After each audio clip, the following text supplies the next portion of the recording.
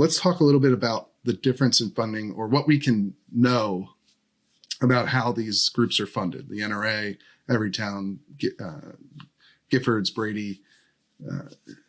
How is there a significant difference? I think on the right, what you'll see a lot, or on the gun rights side of the issue, what you'll see a lot is the idea that the modern gun control movement that has really come in to be a significant monetary force in elections and in lobbying, even if it is still lagging a bit behind what the NRA and the other pro-gun groups are doing. A lot of that is funded really by one person, or by perhaps a collection of very rich people, Bloomberg being the top of the list, having created Everytown for gun safety out of his old group, Mayors Against Illegal Guns.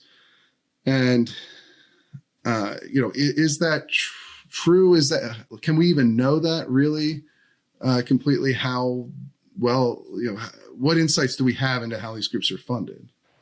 So looking at gun control groups, Bloomberg has been pretty transparent about his contributions. So many of these groups are super PACs and PACs where they're disclosing their donors. And so we do know that Bloomberg is one of the funders. With Everytown, we know at least many of those funds are coming from him or Steve Ballman and his family. So we know a lot of the top donors there. Much of the money is still routed through the 501c4 arm of Everytown, which has been pretty open about Bloomberg being the funder and most of its funding there as well. And so a lot of that, at least we do know in that case. With the NRA and gun rights groups, we do have some information from their Form 990 tax records. So we're able to see how much of that money is coming from things like membership fees versus contributions. And it's a bit of a combination of both in recent years. So a lot of their money does come from member fees. So this would be smaller amounts, primarily like individual members, but also from company members. And you do see also large contributions. The Schedule B, this gets into like the more nerdy territory, and I won't go into too much detail, but you do see multi-million-dollar contributions in many years. You do see them paying for for solicitation of foreign fundraising. You do see that they don't disclose their donors. They don't disclose who those ultimate funders are. They don't disclose any of that. So we don't know who those big donors are. And much of that money, even going to the super PAC, is being routed through the 501c4. And because it doesn't disclose its donors, we really don't know whether that large sum going into the 501c4 may be from another organization, a company, a mega donor, who's an individual. It's really hard to tell because there's that lack of disclosure.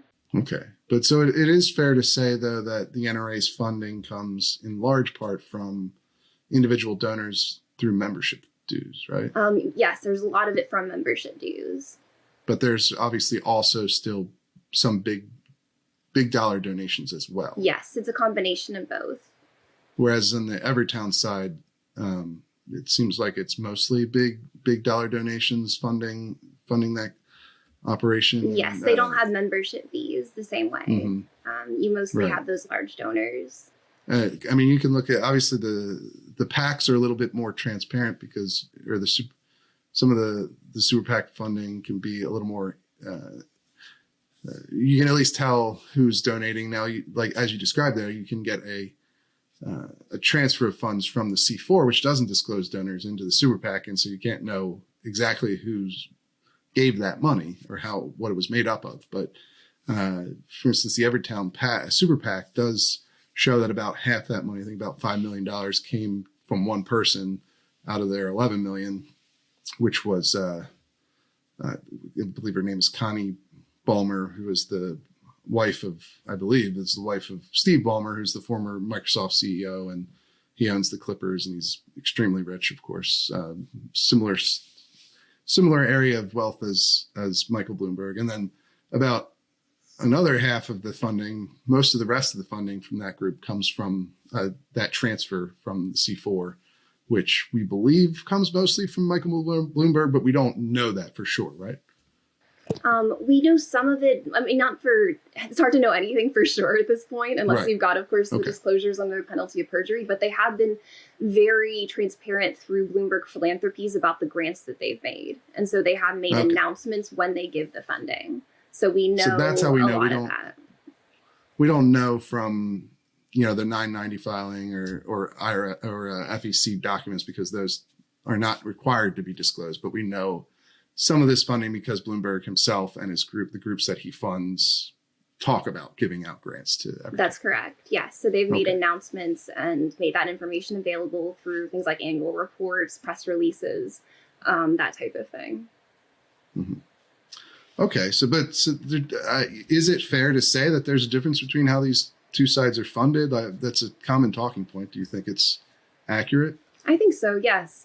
Both in terms of disclosure levels, but also in terms of the amounts of the donations, and one being much more reliant on those member fees than on a major donor.